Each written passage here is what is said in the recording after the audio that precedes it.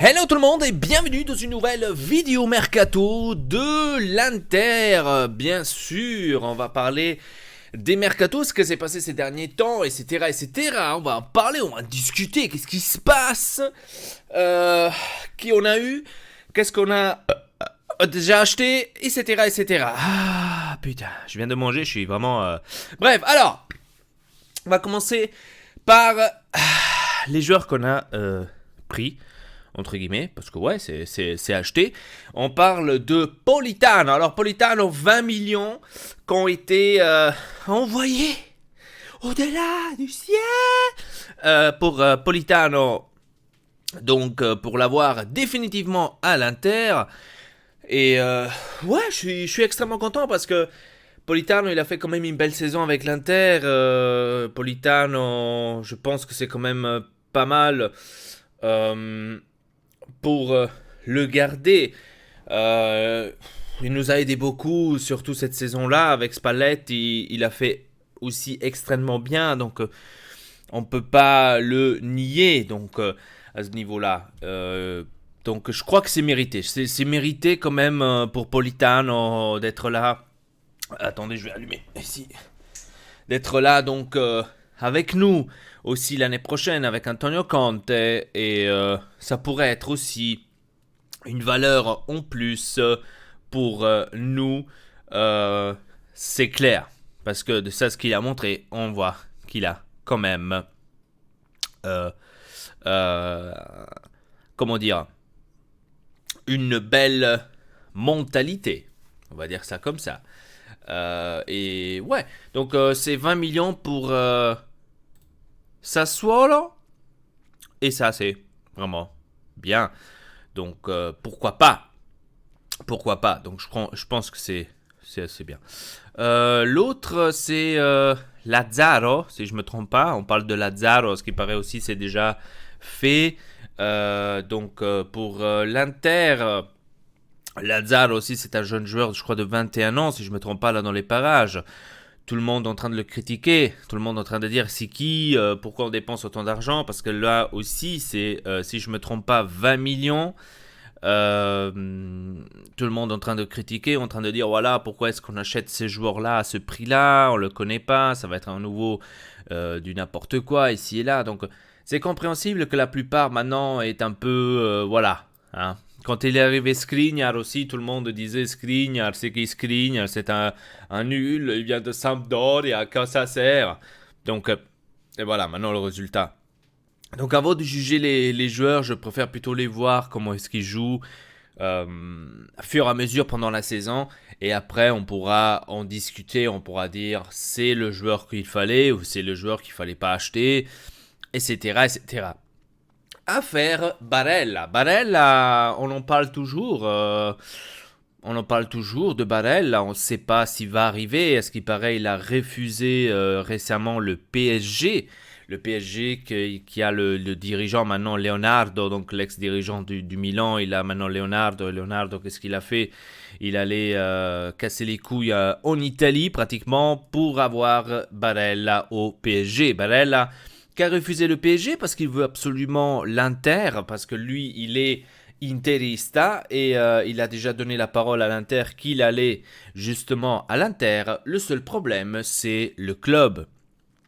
Cagliari, il veut, au lieu de 40 millions, il veut 50 millions pour Barella. Et ça, c'est un truc incompréhensible, tout simplement parce qu'il a fait 2 matchs bons avec l'équipe d'Italie, donc il a remonté de 10 millions.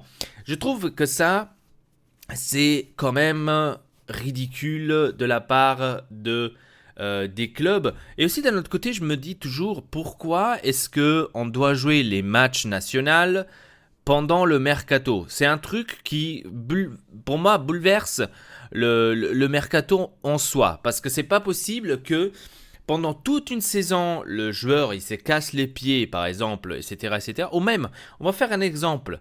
Toute une saison, par exemple, un joueur a vraiment fait de la merde. Ok, donc c'était un joueur que tout le monde n'aime pas, donc il a fait vraiment des erreurs, droite et gauche, ici et là, et voilà. Après, il arrive en national, et comme par hasard, en national, il commence à jouer. Donc il commence à jouer bien, il commence à faire des trucs énormes, etc. Et donc, un club qui était déjà intéressé pendant la saison à ce joueur-là, on va dire que le club l'aurait évalué, on va dire 10 millions. Alors, je vous donne un exemple. Il a joué avec la nationale pendant le mercato, ou avant le début du mercato, il a joué avec la nationale. Et là maintenant, le joueur qui valait 10 millions, le joueur qui a fait des erreurs, qui ne servait à rien pendant toute la saison, que tout le monde était en train de le critiquer, que tout le monde était en train de dire ici et là, c'est à nul et là, machin, du 10 millions, il vaut 20, donc le double, parce qu'il a joué une belle section, on va dire ça comme ça, avec la nationale, avec son équipe nationale, donc ou avec l'Italie, ou avec une autre équipe nationale, et donc maintenant, il vaut 10 millions de plus. Je trouve ça, c'est du n'importe quoi. Le mercato, pour moi, devrait être une valuation du joueur, ce qu'il a fait pendant toute l'année, pendant la saison, dans le club où il était. Parce que si on regarde Kai, je crois qu'il est arrivé vers 15e, 16e, si je ne me trompe pas, je vais regarder ici. Je crois que c'était un truc comme ça. Attendez. 15e. Kai est arrivé 15e. Donc, de venir nous dire que Barella ne vaut 50, je trouve ça inapproprié. Il a peut-être fait une belle saison à Cagliari. Ça, je ne dis pas le contraire. Mais en regardant les résultats de l'équipe, je me dis, 50 millions pour le joueur Barella, pour moi c'est trop et inutile. Il faut être sincère. Maintenant, Barella veut absolument l'Inter. C'est clair, et ça c'est déjà pas mal. Peut-être avec la pression du joueur qui est derrière, qui dit je veux absolument aller à l'Inter, etc., que peut-être Cagliari dirait ok, on va laisser tomber, on va leur donner entre guillemets, pour 40 millions. Parce que quand même l'Inter donne 40 millions pour Barella, c'est pas qu'il donne 10 millions ou 15 millions. Il donne quand même 40 millions, donc je pense que c'est quand même sa valeur de Barella, ce qu'il vaut en ce moment. Pas 50. Il faut être sincère. L'autre, c'est Lukaku. Lukaku aussi, on entend beaucoup de choses. Lukaku aussi, pour le PSG, j'avais entendu par exemple. Et à ce qui paraît, Lukaku aussi, à ce qui paraît, parce qu'après c'est trop cool, tu vois, c'est trop beau Et Lukaku aussi aurait justement dit non, qu'il veut absolument aller en Italie. Donc ici il y a écrit que Lukaku a trouvé un accord avec un club italien, je vais vous montrer cela. Donc maintenant je ne sais pas si on parle de l'Inter, mais en tous les cas c'est ça ce qui est écrit sur OneFootball. Donc Lukaku a trouvé un accord avec un club italien, donc le buteur belge pourrait changer d'air cet été, mais ça c'était déjà clair que ça allait venir, donc pas la peine d'en parler. Donc sur la Gazette est écrit Inter Lukaku c'è l'accordo. Ok, donc il y a l'accord pour Lukaku. Maintenant, je ne sais pas, parce que ça, on en parle déjà depuis des mois qu'il y a un accord avec l'Inter et Lukaku. Donc Lukaku aussi, il avait dit dans un interview que lui trouve qu'Antonio Conte c'est le meilleur entraîneur, etc. Donc il a fait des élogements, on va dire ça comme ça, pour Antonio Conte. Donc je ne sais pas. Maintenant, c'est à voir, parce que la situation elle était compliquée la dernière fois, vous vous rappelez, Manchester United avait dit « Moi, je veux avoir 70 millions pour Lukaku, sinon il partirait pas. » Donc 80 millions, je crois que c'était, ou un truc du genre. Donc 70 et 80 millions. Donc l'Inter, bien sûr, il a dit pour l'instant, on ne peut pas dépenser 80 millions, parce que surtout que de l'autre côté, ça aussi c'est un autre truc, de l'autre côté, Icardi, on ne sait pas s'il va vraiment partir à la Juventus. La plupart disent c'est vrai, il va partir à la Juventus, c'est ça. Donc même Lavanda, elle a commencé à faire un nouveau. Et c'est là que je me dis, pourquoi tu fermes pas ta gueule? Tu vois, c'est ça en fait ce que je vous dis. C'est pas possible que Lavanda doit encore parler sur Instagram en disant des trucs vraiment inappropriés. Je veux dire, t'es peut-être, je dis pas maintenant dans la raison, mais t'es peut-être dans le tort. Ou peut-être, voilà, tu te dis... Attendez, je suis en train de me loguer sur Instagram pour que je puisse vous montrer. Donc, je veux dire, tu es peut-être dans le tort. Hein. Je dis pas que t'as pas raison d'un côté. Hein. Je vous avais déjà expliqué la dernière fois par rapport à cette affaire de Icardi. Même si je l'aime pas, hein, vous le savez, etc., etc. Mais d'un autre côté, il faut aussi regarder l'aspect un peu, logique et humain. On va dire ça comme ça. D'un côté, il peut avoir, bien sûr, raison, comme il peut avoir aussi tort. Donc ça dépend des deux côtés et ça dépend aussi de la vérité, parce que nous, la vérité, on la sait pas. Et donc, bien sûr, elle peut avoir ses raisons, etc., etc. Mais quand tu commences à poster ce genre de trucs, hein, cette photo-là, que je vais vous montrer maintenant, cette photo-là, quand tu commences à poster cette photo-là et tu te dis, quand le train s'en va, il faut le prendre tout de suite. Donc, c'est pas possible. Je veux dire. Alors, attendez, je vais essayer de traduire cela un peu mieux. Voilà, le train part et je monte parce que cela, ça ne produit pas une deuxième fois. Ou pas deux fois, voilà. C'était ça. Je ne me rappelle plus exactement, mais c'est ça. Voilà, le train part et je monte parce que cela ne se produit pas deuxième fois. Et donc, qu'est-ce que ça veut dire? Donc, tout le monde, il a pris ça comme un truc que elle veut dire que Mauro Icardi a eu ce truc avec la Juventus et que maintenant, vu qu'il a eu cette occasion pour aller avec la Juventus, donc c'est une occasion à ne pas rater. Et donc tout le monde, il a dit, ouais bon, si tu veux prendre le train, si tu veux le prendre, vas-y, prends-le et casse-toi. C'est un peu normal, tu vois ce que je veux dire.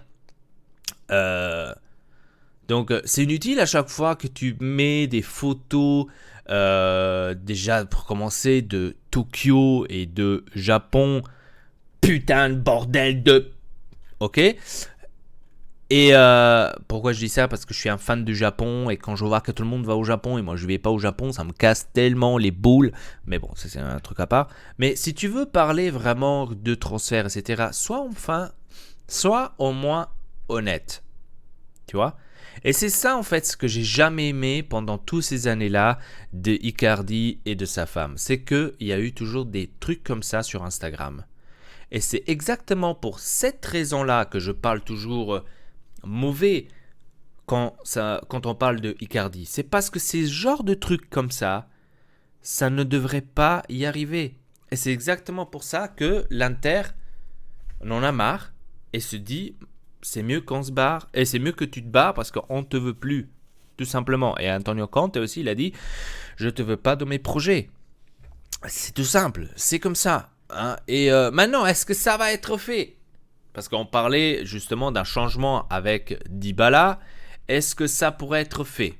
C'est déjà la question numéro 1. Pour moi, personnellement,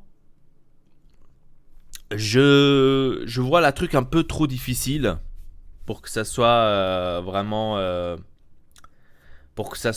faisable. Surtout parce qu'il y a eu cette rumeur, non on n'en parle plus, mais il y a eu cette rumeur justement avec Icardi, qu'est-ce qui paraît, il voulait résilier son contrat avec l'Inter, il a fait une demande justement à l'arbitrage, vous rappelez la dernière vidéo que je vous avais fait, et que la plupart des gens ont dit que derrière, probablement, il pourrait y avoir la Juventus. Que c'est la Juventus qui a dit à Mauro Icardi, écoute, essaye de te libérer du contrat de l'Inter pour qu'on puisse se prendre pratiquement gratuitement. Et comme ça, on n'a pas besoin de donner en échange Paulo Dybala. Ça se peut que c'est peut-être aussi ça. Donc la plupart, ils se sont...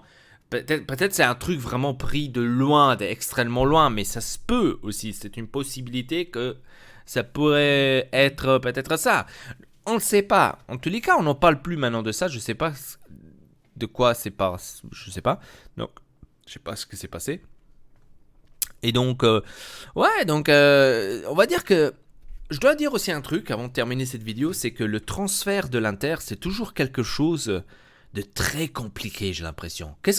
Dites-moi dans les commentaires, franchement, qu'est-ce que vous en pensez par rapport à cela? Vous n'avez pas l'impression que quand on parle du mercato de l'Inter, On dirait qu'on doit faire des sauts mortels pour aller chercher un simple joueur. Je vous donne un exemple. Quand il y avait cette longue, mais longue, comment dire,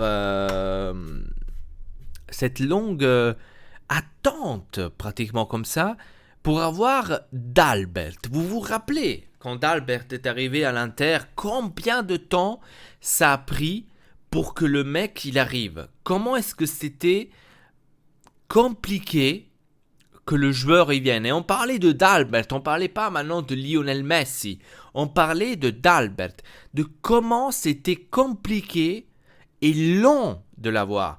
Et toujours quand il y a un mercato de l'Inter, toujours c'est compliqué, c'est long, il y a peut-être quelqu'un d'autre derrière qui s'insère, etc., etc. Je veux dire, pourquoi?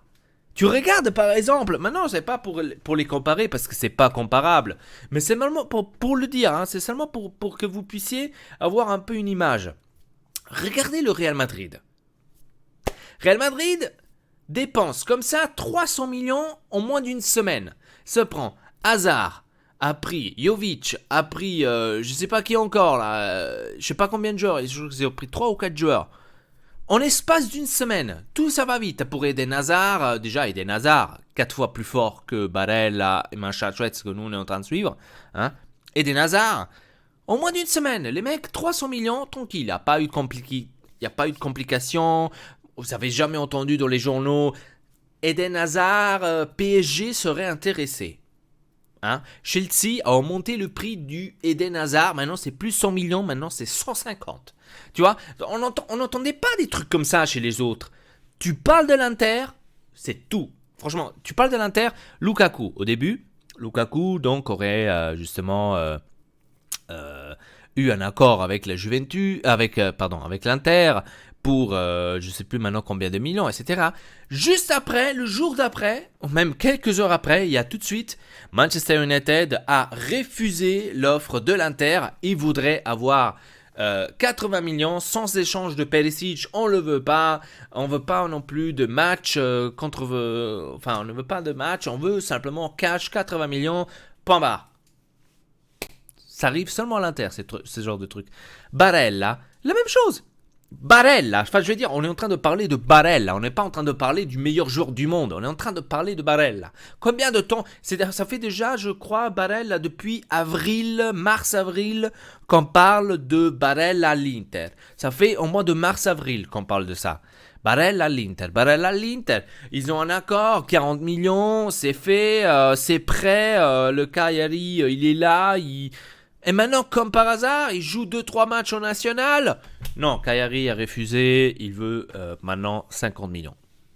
Oh, mais c'est quoi ce délire? Toujours, on dirait que l'Inter doit faire un saut mortel pour acheter un joueur à chaque fois. C'est incroyable. C'est incroyable. Dites-moi dans les commentaires, qu'est-ce que vous en pensez donc de ce transfert et de ce mercato pour l'instant de l'Inter, qu'il a l'air assez ferme pour l'instant. Et voyons voir ce qui va se passer maintenant par la suite, parce qu'on parle beaucoup de joueurs ici et là, droite et gauche.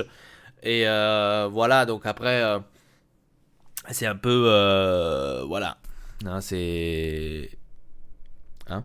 Hier, il y a eu la présentation d'ailleurs de Sarri à la Juventus. Et donc, ils n'ont pas eu Guardiola. Qu'est-ce qui se passe là? Bizarre. Bizarre. Hein.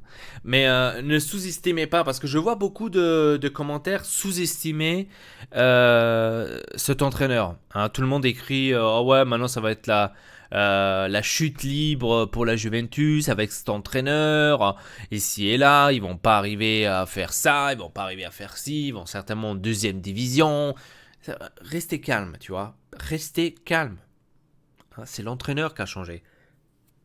C'est pas l'équipe, mais l'entraîneur.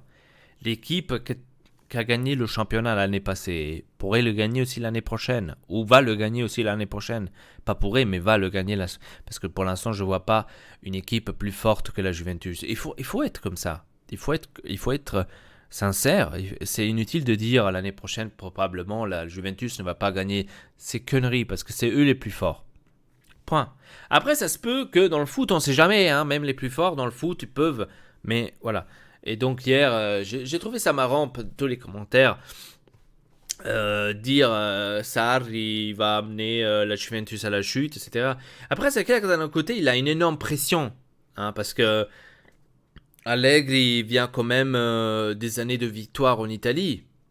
Vient quand même, je crois qu'il a fait 2 finales de Champions League. Donc, on va dire que la pression, elle est là, tu vois. Donc, il a pratiquement tout à perdre qu'à gagner.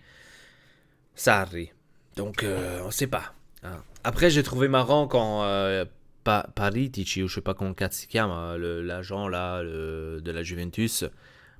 Au moins, ça, t'aurais pu l'épargner, hein, tu vois ce que je veux dire. Dire, ah ouais, non, mais Sarri, c'était notre premier choix. Notre premier choix. Si, certo. Ou Cats, notre premier choix. Parce que ça, déjà, je disais depuis longtemps, je disais que cette affaire durait un peu trop longtemps pour style Juventus. Ça durait extrêmement longtemps parce que je me suis dit, c'est pas possible qu'une société comme la Juventus prend autant de temps pour annoncer un nouveau entraîneur. Et déjà pour trouver un nouveau entraîneur. Et ça, c'était en fait une affaire comme l'année passée. Non, pas l'année passée, il y a 2 ans, quand il y a Spalletti qui est arrivé. C'était la même chose avec nous, donc avec Conte. Conte, on avait l'accord avec Conte qu'il allait arriver déjà il y a 2 ans. Et c'était en fait la même chose. On n'était pas sûr s'il arrivait, Spalletti va arriver, il va pas arriver, donc c'était la même chose. Et là, c'était aussi la même chose avec Guardiola. Je pense à la Juventus. C'est bien sûr, c'est des trucs qui vont jamais sortir parce que c'est la Juventus. Ils avaient certainement appelé Guardiola, ils avaient certainement un certain accord, je sais pas, je dis ça comme ça. Et eux, ils ont attendu le moment où ils pourraient peut-être annoncer Guardiola. Après Guardiola, il s'en est sorti avec les déclarations comme quoi il n'y aurait pas mieux d'entraîner ici à Manchester City. J'ai un contrat encore de telles et telles années. Je veux rester ici, etc., etc. Après, la Juventus certainement a commencé à prendre la route vers Sarri. Sarri, de l'autre côté, Chelsea ne voulait pas le laisser, donc c'était aussi un but compliqué parce que Sarri, il a quand même fait gagner une Europa League. Et il faut dire que Chelsea, à chaque fois qu'il change de putain de... mais ça, il faut le faire aussi. Hein. À chaque fois que Chelsea change de putain d'entraîneur, il gagne soit une Champions League, soit une Europa League. Vous vous rappelez la fois où il y avait Di Matteo, je ne sais pas si vous vous rappelez de cet entraîneur, Di Matteo, le deuxième entraîneur de Chelsea. En gros, il y avait, je crois que c'était, maintenant c'est l'entraîneur de Tottenham, qu'il était à Chelsea, et il l'avait viré parce qu'il n'avait pas des bons résultats, etc., etc. Donc le deuxième entraîneur de Chelsea est donc passé le premier. Donc à ce cas-là, c'était Di Matteo. Le mec, il a gagné une Champions League. Une putain de Champions League. Il a gagné la Champions League, et le pire, c'est qu'il se fait virer. Ils l'ont pas gardé. Donc ça, c'est un truc que j'ai pas compris. Ils te gagnent la Champions League et tu le vires. Ok ? Là maintenant, ils ont eu un nouveau entraîneur pendant 1 an, Sarri, et qu'est-ce qui se passe ? Ils gagnent l'Europa League. Donc eux, ils sont tout le temps en train de gagner des coupes européennes importantes. Et c'est ça ce que j'arrive pas à piger. Comment est-ce qu'ils font ? Ça serait génial, tu vois. Voilà, donc c'est une histoire maintenant de Mercato, on va dire un peu complexe par rapport à l'Inter. Dites-moi dans les commentaires qu'est-ce que vous en pensez de cela. Et je vais essayer de vous faire tous les vendredis au moins une vidéo pour qu'on puisse, on va dire, s'actualiser par rapport au Mercato. S'il y a des trucs à actualiser, si maintenant une semaine il n'y a rien et que vraiment aucune nouvelle, machin chouette, ça vaut pas la peine que je vous parle ou je vous fais une vidéo par rapport au Mercato quand il n'y a rien. Là maintenant il y a eu Politano qui est arrivé à 20 millions et Lazzaro aussi qui est là dans les parages. Et donc voilà, donc il y a eu quand même des nouveautés, je voulais quand même vous en parler, et surtout sur Barella et Lukaku aussi. Donc on verra ce qui va se passer, peut-être dans les semaines à venir. Ah d'ailleurs, j'avais entendu encore une chose, maintenant je viens de me rappeler maintenant, à ce qui paraît, Icardi à la Juventus, ils veulent la résoudre avant le 21 juillet, un truc du genre, 20 juillet, je ne sais pas pourquoi cette date, ne me le dites pas, je ne comprends pas. Je ne sais pas si c'est la vérité. En tous les cas, c'est ce qui a été dit. Bref, sur ce, je vous dis merci beaucoup de regarder cette vidéo. Abonnez-vous à la chaîne Nortexelpa. Laissez un commentaire, ça me ferait extrêmement plaisir. Sur ce, à très bientôt pour une nouvelle vidéo sur le mercato de l'Inter. Et je vous dis à une prochaine. Votre Elpa, triple peace.